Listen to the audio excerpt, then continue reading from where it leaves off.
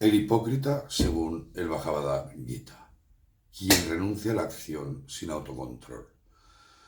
En el verso sexto del capítulo tercero del Karma Yoga del Gita, Krishna explica a Arjuna el perfil del hipócrita, Midya Achara en sánscrito, y es quienes renuncian a la acción antes de lograr el autocontrol. El hombre, y os leo el verso, el hombre de entendimiento engañado que restringe los órganos de la acción y se sienta a contemplar los objetos de los sentidos con la mente, es llamado hipócrita. Observa que Krishna habla de restricción, es decir, limitar, y este desde luego no es el verdadero autocontrol. Algunas personas parecen exteriormente puras al mantener los instrumentos de la acción, manos, ojos, boca, alejados de sus funciones naturales. Esta restricción o limitación no lleva al hombre a planos espirituales superiores. El hipócrita parece un sannyasin, un renunciante en su vida exterior, mientras que su mente y su corazón están dominados por bajos motivos. Si observas, encontrarás miles de ellos por todas partes. Los verás por las calles e incluso en las iglesias. Ellos son unos de los principales causantes del desprestigio de la religión. El buscador sincero es impulsado por el noble objetivo de realizar la verdad de la religión, sea como la llames. Por supuesto, en las primeras etapas de la práctica de la sadhana, mientras los órganos externos se mantienen bajo control, la mente divaga, disfrutando de los placeres de los sentidos, bajo la forma de recuerdos o imaginaciones. Pero su objetivo es limpiar la mente de todas sus impurezas mediante la restricción tanto interna como externa. Pero el objetivo del hipócrita es simplemente utilizar la religión como medio de sustento y prestigio social.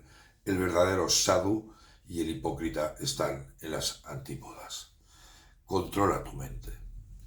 Restringir los órganos de la acción es solo el inicio del camino espiritual. Deberás también lentamente saber controlar tu mente para que no divague al azar por el mundo. Recordar que Arjuna le preguntaba a Arjuna a Krishna de cómo es difícil controlar la mente, que ni el viento puede... Ahora no me acuerdo exactamente, pero hacía un símil con el viento, ¿no? La perseverancia en el camino será clave y permitirá cambiar la actitud mental. Cuando un buscador emprende una práctica espiritual, debe comprender claramente el método y el propósito de la práctica de la sadhana. Debe aprender los principios y la práctica de maestros experimentados. No es suficiente saber que los órganos de los sentidos deben ser restringidos. Debería entender perfectamente sus implicaciones. ¿De qué sirve restringir los órganos de los sentidos cuando tu mente está pensando y disfrutando de todos los placeres, incluso de los prohibidos? Krishna declara enfáticamente que el propósito de refrenar los sentidos es purificar la mente.